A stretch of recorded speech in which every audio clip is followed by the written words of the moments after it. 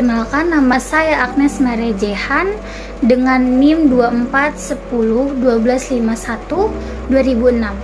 Saya akan menjelaskan tentang ekuivalen.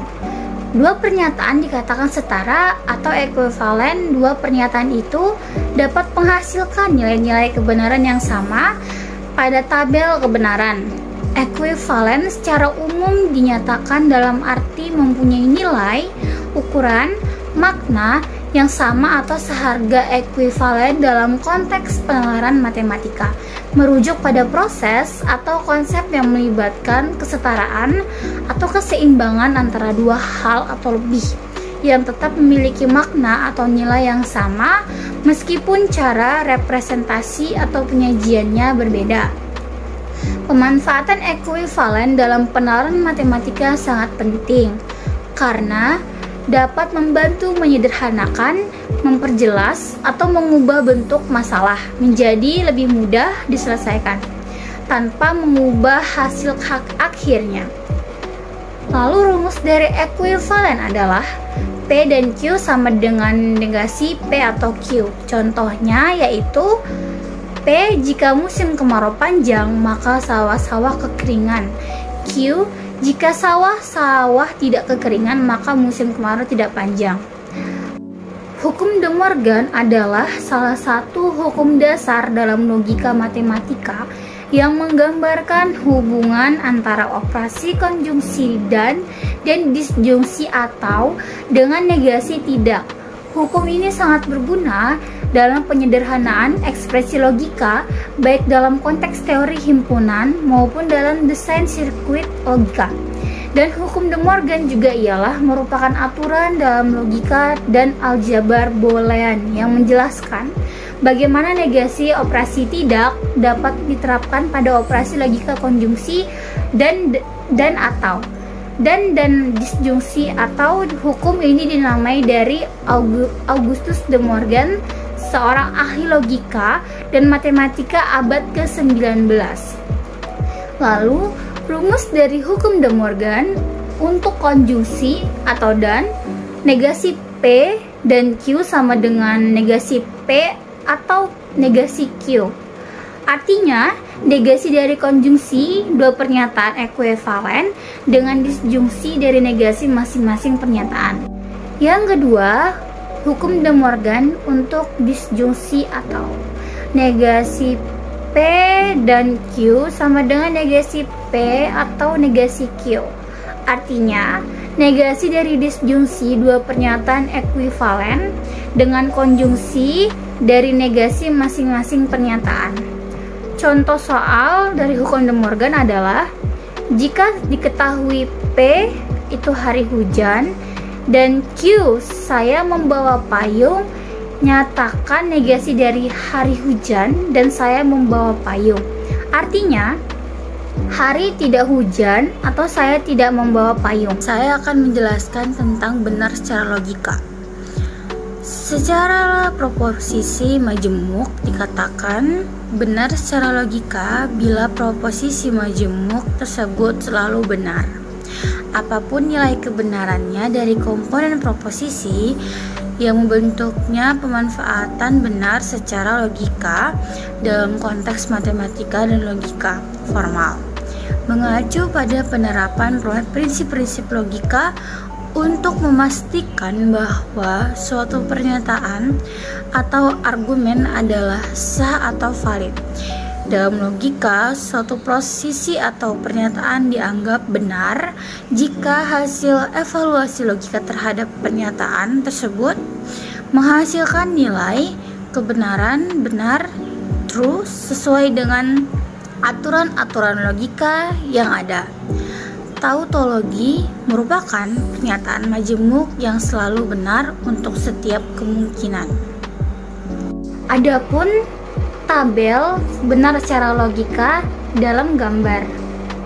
Dari tabel di atas terlihat dalam kolom terakhir selalu bernilai benar, sehingga proposisi dalam kurung P maka Q dan P maka Q selalu benar. Bagaimanapun nilai P dan Q ini berarti dalam kurung P maka Q dan P maka Q suatu tautologi. Selanjutnya adalah tentang salah secara logika. Suatu proposisi majemuk dikatakan salah secara logika bila proposisi tersebut selalu salah, apapun nilai kebenarannya ini. Berarti bahwa kesalahannya dari proposisi tersebut konsisten di seluruh kemungkinan nilai kebenarannya variabel yang terlibat. Kontradiksi merupakan pernyataan majemuk yang nilai kebenarannya selalu bernilai salah. Perhatikan tabel salah secara logika berikut ini. Dari tabel di atas terlihat di dalam kolom terakhir selalu bernilai salah, sehingga proposisi dalam kurung P dan Q dan P maka negasi Q selalu salah bagaimanapun nilai P dan Q. Jadi berarti proposisi dalam kurung P dan Q dan P maka negasi Q selalu salah, seringkali disebut hukum kontradiksi. Assalamualaikum warahmatullahi wabarakatuh. Perkenalkan, nama saya Nanda Junia Triastuti dengan NIM 2410 1252 20023 dari Prodi Pendidikan Guru Sekolah Dasar di Universitas Lambung Mangkurat. Nah, baik. Di sini aku ingin memaparkan materi yang pertama, yaitu mengenai kuantifikasi. Sebelumnya, ada yang tahu nggak sih apa itu kuantifikasi? Nah, di sini aku mau ngejelasin nih ke teman-teman semua tentang kuantifikasi. Baik, langsung saja.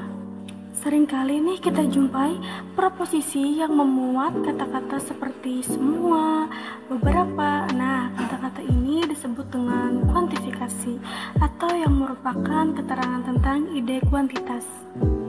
Nah, yang selanjutnya di sini juga ada contoh proposisi kuantifikasi. Yang pertama, ada beberapa binatang buas, semua guru itu baik, tidak semua orang itu jelek, dan beberapa siswa tidak belajar dengan keras. Lanjut di materi yang kedua nih. Nah, di sini juga ada diagram Venn. Diagram Venn adalah diagram yang membantu kita memvisualisasikan hubungan logis antara himpunan dan elemen-elemennya, serta membantu kita memecahkan contoh berdasarkan himpunan tersebut. Diagram Venn ini biasanya menggunakan lingkaran yang berpotongan dan tidak berpotongan. Nah, di sini juga ada nih contoh diagram Venn. Di poin A ini ada semua A adalah B. Misalnya semua angsa adalah binatang. Lanjut di poin ke B. Nah, di ini beberapa O adalah P. Misalnya beberapa orang adalah kungfu. Assalamualaikum warahmatullahi wabarakatuh. Salam Om Swastiastu, Namo Buddhaya, salam kebajikan. Perkenalkan, nama saya Raudatul Mizaniyah dengan NIM 241012512002. Saya dari kelas 1A sebagai pemateri kelompok 3. Kuantifikasi universal. Kita dapat menyatakan bahwa min1 adalah anggota A X 1 dikurang 2 X1, sebab 1 di antara min 2 dan 1 begitu pula 0. Apabila kita menyatakan bahwa X hanya mengacu kepada semua bilangan bulat positif, maka tidak ada X yang memenuhi A, sehingga A sama dengan 0 bila kita mengacu ke himpunan semua bilangan cacah.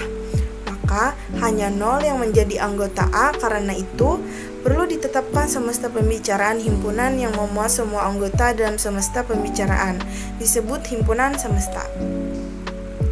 Proposisi yang dikuantifikasikan tertentu dalam suatu semesta pembicaraan adalah secara universal disebut kuantifikasi universal. Proposisi yang demikian itu biasanya menggunakan kata-kata semua atau setiap, misalnya proposisi kuantifikasi yang berikut. Yang pertama, A. Semua bilangan genap habis dibagi 2.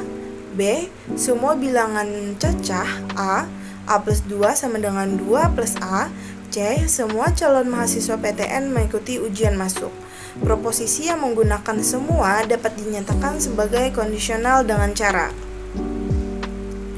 Semua pegawai negeri adalah anggota KOPRI dapat dinyatakan jika pegawai negeri maka anggota KOPRI. Tidak ada kucing yang bertanduk dapat dinyatakan jika binatang itu kucing maka binatang itu tidak bertanduk. Selanjutnya, kuantifikasi eksistensial. Proposisi eksistensial dimaksud untuk menyatakan bahwa paling sedikit ada satu unsur yang menyatakan proposisi itu benar. Proposisi semacam itu menggunakan kuantifikasi eksistensial beberapa ada atau paling sedikit satu. Misalnya, proposisi kuantifikasi berikut bernilai sama. Yang pertama, ada guru yang malas. Yang kedua, ada paling sedikit seorang guru yang malas. Yang ketiga, beberapa guru malas. Kuantifikasi sangat bermanfaat untuk menuliskan kembali proposisi yang tidak dapat diklasifikasikan sebagai benar atau salah. Misalnya, ada wanita adalah sabar. Dengan menambahkan kata semua, sehingga semua wanita sabar, kita dapat menyimpulkan bahwa proposisi itu salah. Kegunaan lain dari kuantifikasi adalah untuk menyatakan suatu proposisi yang tidak diketahui nilai benar atau salah, menjadi dapat ditentukan nilai kebenarannya. Proposisi X plus 5 sama dengan 8 tidak dapat diklasifikasikan benar atau salah, tetapi proposisi adalah bilangan X sehingga X plus 5 sama dengan 8 benar, sehingga karena X sama dengan 3 merupakan bilangan cacah dan 3 plus 5 sama dengan 8 untuk semua X sehingga X plus 5 sama dengan 8 salah sebab ada bilangan cacah 2 sehingga 2 plus 5 sama dengan 7 yang tidak sama dengan 8 sedangkan proposisi untuk semua X sehingga 2 plus 3 dikali 3 dikali plus 2 benar. Yang A, apakah beberapa mahasiswa adalah pemuda dapat disimpulkan bahwa beberapa pemuda adalah mahasiswa itu benar. Yang B, apakah semua guru adalah manusia dapat disimpulkan bahwa semua manusia adalah guru dan itu pernyataan yang tidak benar. Yang selanjutnya, negasi kuantifikasi. Seringkali terjadi kekeliruan bila kita ingin menyatakan negasi suatu proposisi kuantifikasi. Misalnya, semua bilangan yang tertulis di kotak adalah bilangan prima. Bagaimana negasinya? Mari kita perhatikan 3 proposisi berikut. Yang pertama, tidak ada bilangan yang tertulis di kotak adalah bilangan prima. Yang kedua, semua bilangan yang tertulis di kotak adalah bukan bilangan prima. Yang ketiga, beberapa bilangan yang tertulis di kotak adalah bukan merupakan bilangan prima. Pasangan proposisi yang benar dari ketiga proposisi di atas yang saling negasi. Untuk menjawab pertanyaan tersebut, perhatikan 3 kasus berikut. Kasus yang pertama, ada 2, 3, 5, dan 7. Dan kasus yang kedua, ada 2, 3, 6, dan 7. Kasus 3, ada 4, 6, 8, dan 10. Aturan menegasikan proposisi yang memuat kuantifikasi adalah sebagai berikut. Untuk menegasikan suatu proposisi kuantifikasi yang terdiri dari sebuah kuantifikasi tunggal, mengubah kuantifikasi tersebut sebagai berikut. Yang pertama, proposisi. Semua P adalah Q, beberapa P adalah Q, beberapa P tidak Q, tidak ada P yang Q. Sedangkan yang negasi, beberapa P tidak Q, tidak ada P yang Q, semua P adalah Q, beberapa P adalah Q. Contoh, tulis negasi setiap proposisi berikut. Yang A, beberapa siswa berkacamata. Yang B, semua kerbau bertanduk. Yang C, tidak ada pejabat yang jujur. Yang D, beberapa pejabat negara tidak bekerja rajin. Jawaban dari semua itu adalah jawaban dari yang A, tidak ada siswa berkacamata. Yang B, beberapa kerbau tidak bertanduk. yang C beberapa pejabat jujur, yang D semua pejabat negara bekerja rajin. Untuk mewujudkan bahwa suatu proposisi yang berkuantifikasi universal bernilai salah, kita hanya memerlukan satu kasus yang menyatakan proposisi itu salah. Ini berarti hanya perlu menguantifikasi satu contoh kontra. Tetapi bila kita ingin menunjukkan bahwa suatu proposisi yang berkuantifikasi eksistensial bernilai salah, kita harus menunjukkan bahwa semua kemungkinan kasus adalah salah. Sejalan dengan itu, suatu proposisi yang berkuantifikasi eksistensial benar, bila kita dapat menemukan satu kasus yang menyatakan kasus itu benar, tetapi untuk menunjukkan suatu proposisi yang berkuantifikasi universal benar hanya jika proposisi itu benar untuk semua kasus. Halo semuanya, perkenalkan nama saya Adelni Saputri G dengan NIM 241012 51250. Saya dari kelas 1A. Baik, di sini saya akan membahas materi, yaitu yang pertama materi pemanfaatan logika deduktif, dan yang kedua hukum pengasingan, ketiga hukum rantai, dan yang keempat yaitu negasi pernyataan berkuantor. Baiklah, mari kita lanjut membahas materi yang pertama, yaitu pemanfaatan logika deduktif. Teman-teman dapat lihat di PPT di sebelah. Jadi suatu argumen merupakan suatu proposisi atau disebut premis.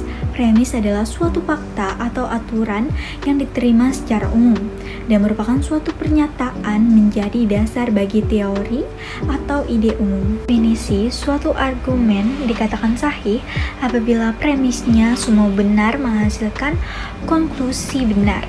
Kesasihan atau argumen adalah bebas dari nilai kebenaran premisnya dari konklusinya.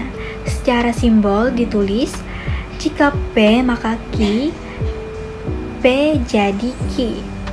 Premis benar atau faktual, pasti kesimpulannya akan menghasilkan benar atau pasti kesimpulan itu akan benar. Baiklah, mari kita lanjut ke materi selanjutnya, yaitu membahas mengenai hukum pengasingan. Baik, jadi dapat teman-teman lihat pada tabel di samping, itu merupakan tabel tautologi atau tabel hukum pengasingan. Jika P maka Q benar menghasilkan Q benar, maka jika P maka Q jadi P benar. Nah, jika P maka Q jadi P, maka Q merupakan tautologi. Maka argumen tersebut sahih. Argumen tersebut disebutkan hukum pengasingan. Selanjutnya kita akan melihat contoh. Nah, dapat teman-teman lihat di samping. Contohnya adalah tentukan kesasihan argumen berikut. Jika Sultan rajin belajar, maka ia akan pintar. Simbolnya ditulis dengan P. Jika P maka Q. Selanjutnya Salsa rajin belajar, itu ditulis dengan P. Selanjutnya maka itu ia pintar. Nah, simbol itu ditulis dengan Q. Dan jawabannya adalah argumen tersebut sahih sebab memenuhi hukum pengasingan. Oke teman-teman, kita lanjut ke materi selanjutnya, yaitu mengenai pembahasan hukum rantai. Dapat kalian lihat sama di samping merupakan tabel tautologi hukum rantai. Jika kondisional, jika P maka Q, dan jika Q maka R keduanya benar, maka kondisional. Jika P maka R benar, yaitu jika P maka Q, jika P maka R, jika P maka R benar. Dan tabel 1.17 menunjukkan bahwa jika P maka Q, jika Q maka R, jika P maka R selalu benar. Selanjutnya kita lanjut ke contoh. Tentukan konklusi dari premis berikut. Jika Ali menerima gaji, maka ia pergi ke restoran. Jika Ali pergi ke restoran, maka ia membawa bingkisan. Nah, jawabannya adalah Konklusinya, jika Ali menerima gaji, maka ia membawa bingkisan bernilai benar. Di sini ada pernyataan berkuantor. Pernyataan berkuantor adalah pernyataan yang mengandung ukuran kuantitas. Ada dua macam jenis kuantor, yaitu kuantor universal dan kuantor eksistensial. Kalau kuantor universal ini dinotasikan dengan ak balik, sedangkan kuantor eksistensial dinotasikan dengan kebalik gitu. Dalam pernyataan kuantor universal terdapat ungkapan yang menyatakan semua, setiap, dan seluruh. Kuantor universal ini dilambangkan dengan ak balik. Dibaca untuk semua atau untuk setiap atau untuk seluruh. Misalkan nih terdapat pernyataan seperti yang tanda di atas, nah itu dibaca semua P atau setiap P atau seluruh P. Misalkan terdapat kalimat terbuka PX, dibacanya itu untuk semua X berlaku sifat PX.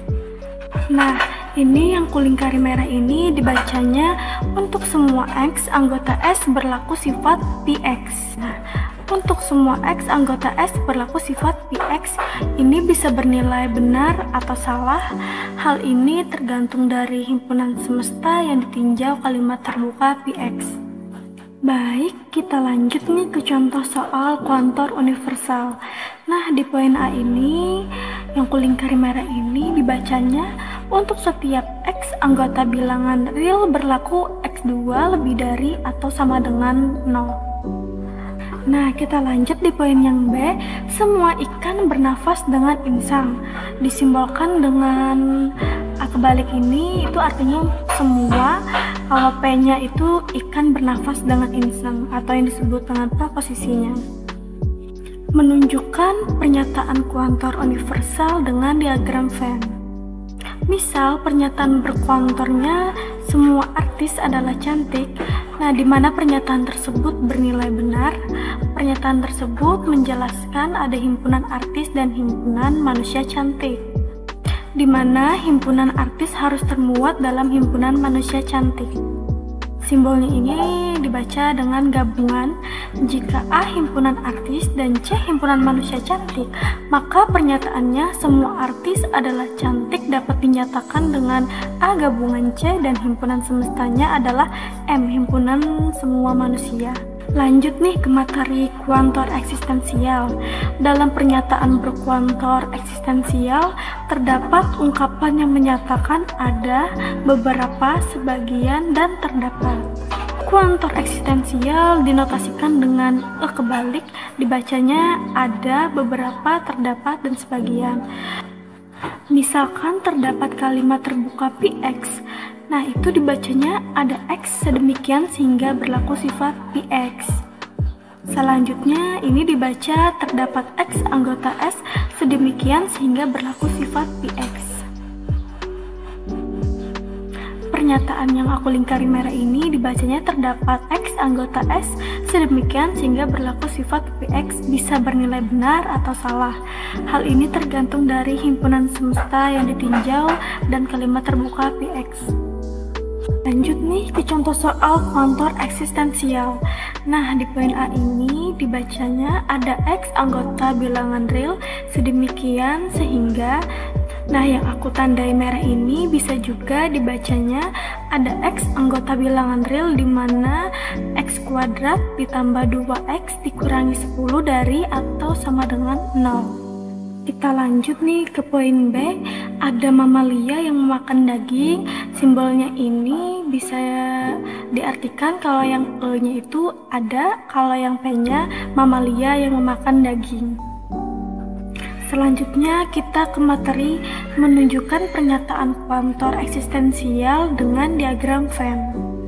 Menunjukkan adanya himpunan manusia sebagai himpunan semestanya ditandai dengan M, adanya himpunan pria ditandai dengan P, dan adanya himpunan manusia yang baik ditandai dengan B. Jika pernyataan tersebut bernilai benar, maka dapat disimpulkan akan adanya anggota himpunan semesta minimal satu anggota yang merupakan anggota himpunan pria dan juga merupakan anggota manusia yang baik. Artinya, kedua himpunan tersebut, P dan B, tidak saling asing. Diagram di atas menunjukkan bahwa P gabungan B, maka pernyataan ada pria yang baik dapat diubah menjadi pernyataan konjungsi, yaitu pernyataan ada X sedemikian sehingga X adalah pria dan X baik. Selanjutnya kita akan membahas materi mengenai negasi pernyataan berkuantor. Ini terdapat dua, yaitu negasi kuantor universal dan negasi kuantor eksistensial. Nah, dapat kalian lihat di samping merupakan ada bentuk-bentuk simbol tersebut.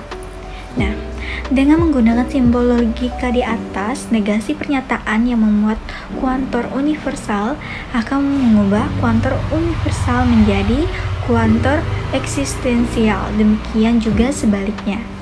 Berikut contohnya adalah tentukan negasi dari pernyataan ada siswa SMK yang tidak harus mengikuti praktik kerja industri. Nah, jawabannya premisnya adalah ada siswa SMK 19 tidak harus mengikuti praktik kerja industri. Negasi premis semua siswa SMK tidak harus mengikuti praktik kerja industri. Baiklah, itu saja yang dapat saya sampaikan mengenai materi tersebut. Kiranya ini dapat bermanfaat bagi diri saya dan bagi teman-teman sekalian. Terima kasih.